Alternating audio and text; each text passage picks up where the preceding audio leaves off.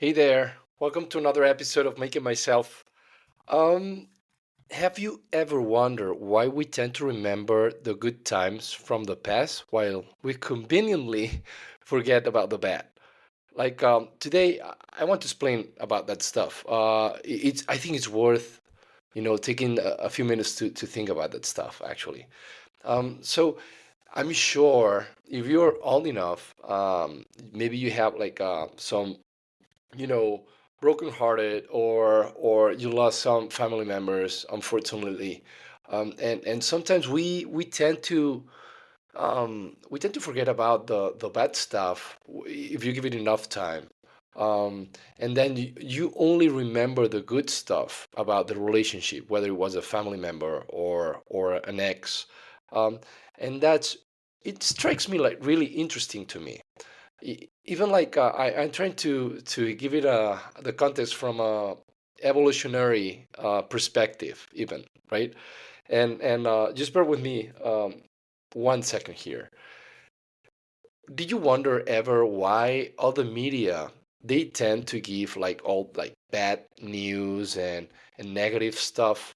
Um, they actually are exploring an attribute that we have as human beings, and it's an evolutionary attribute, right? Which is we are wired for survival, right? Today, of course, we don't have all the dangers that we have back in the past. Many years ago, we were in a really aggressive and very tough environment, and whether it was, I don't know, predator or whatever was it might harm us. So with this in perspective, like we need to be really focused and alert when something negative happens, right? And that's what the media is exploiting right now. We haven't evolved enough. So whatever something wrong or something negative comes to our attention, we keep alert, right? And why do they do that? Like they need engagement, right? They sell ads. They sell time. They want us to give and to be engaged with whatever the content they are providing and publishing, right? Because they sell that type of content, and they earn money through those apps. So the more negative and the more engaging is the content, the more they're going to earn. And they're exploring somehow this alertness that we are wired to do when we listen to something that it's negative, right? I hope that makes sense. So in the short term, in the current term, right? Like right now, if something wrong happens, it makes us alert, right?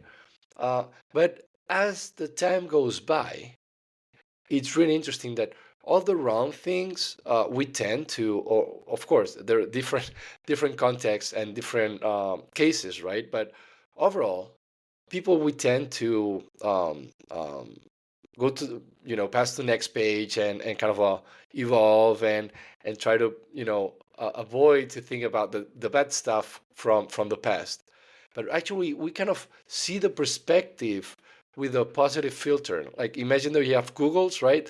The more time it passes through, the more you're likely to remember the good stuff. For instance, when you were with your ex, right? You might remember all the good stuff, and then you have this feeling of sadness. Sadness explains or is explained by something that we lost, right? So we're feeling kind of a we lost all the good stuff. We don't think in terms of we lost also the bad stuff that was happening, right? Um, but then why is that a good thing actually? And I was thinking, why is that a good thing that we tend, well, for something but that happened in the past, right? We tend to forget the bad stuff, and we tend to remember the good stuff. Although in the current time, we are super alert about the bad stuff because we're wired for survival. So my approach is that, or my opinion, is that the perspective of having like good memories or kind of filtering all the bad stuff from the past, it's also an evolutionary type of attribute that we have for survival. Because if you think about it, right, if you live long enough, you're gonna go through some trauma and some problems and some, you're gonna lose people, and that's part of life, right? Um, that's part of life. So if we're accumulating all this bad stuff and we tend to remember all these bad things without the good things, right? Eventually, we're not going to be able to bear with all that load in in our bags, right? And we're gonna stop wanting to wake up in the morning next day because it's gonna be worse and worse and worse. So the remembering the good stuff from past relationships, that's what makes us to being optimistic. And again, there are people that we are wired to be more pessimistic versus more optimistic, but overall we tend to go through this. And of course, there are, again, like different contexts, and different people might be in different scenarios, right? And different challenges in their lives. And I'm not trying to, trivialize with that. But overall, like in general, it's good that we have this attribute of forgetting about that stuff. And of course, like, and even I would tell you that for the past thousands of years, speaking about evolutionary terms, the people that were wired, because again, like the mutations that we have from generation to generation, right? There's people that live and they're born with some mutations, and mutations are not always visible.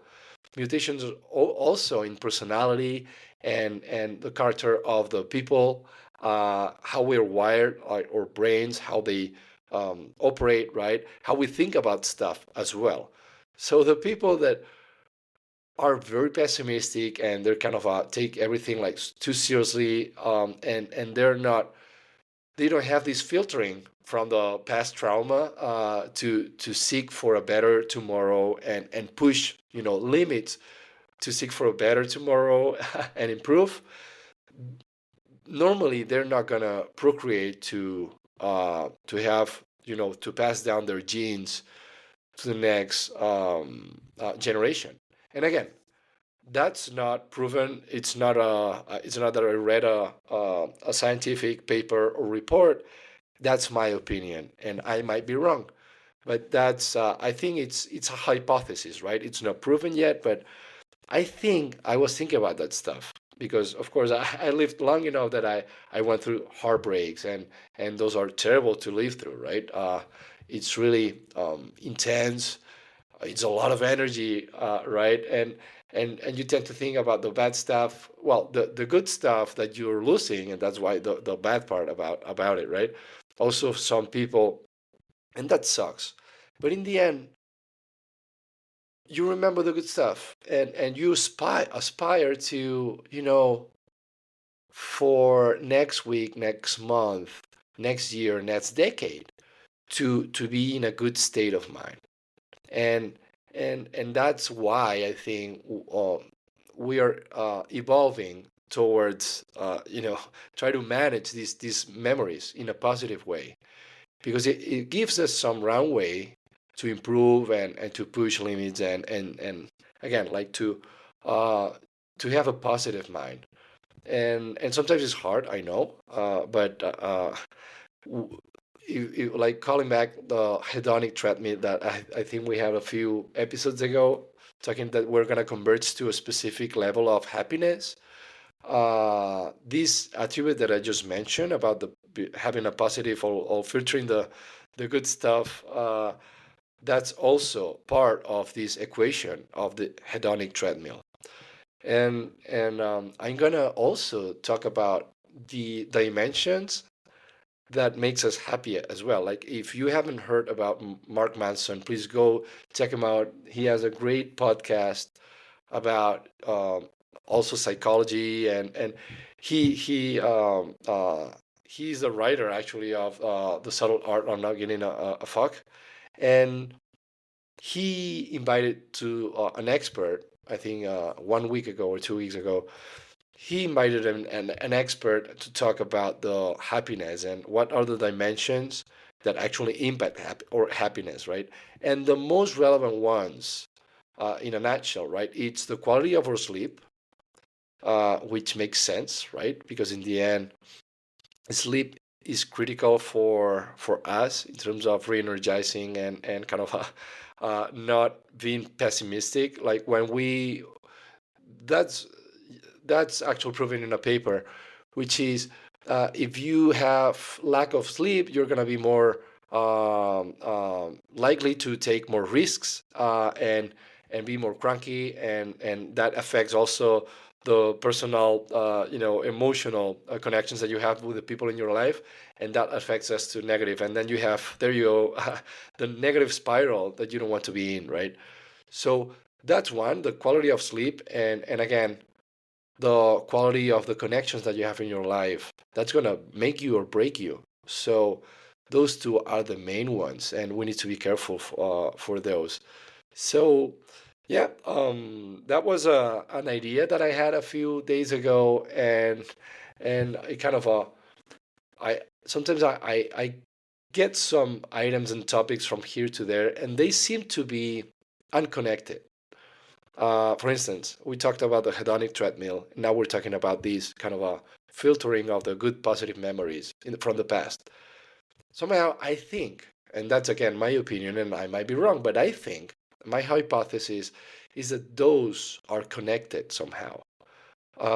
We tend to go to the levels of happiness that we tend to, have in the long run because we are filtering the good stuff, or it depends on how good we are in terms of managing memories and expectations. Because again, we need to remember the bad stuff so we don't fall again, and we avoid, like, dying from whatever something wrong we did in the past.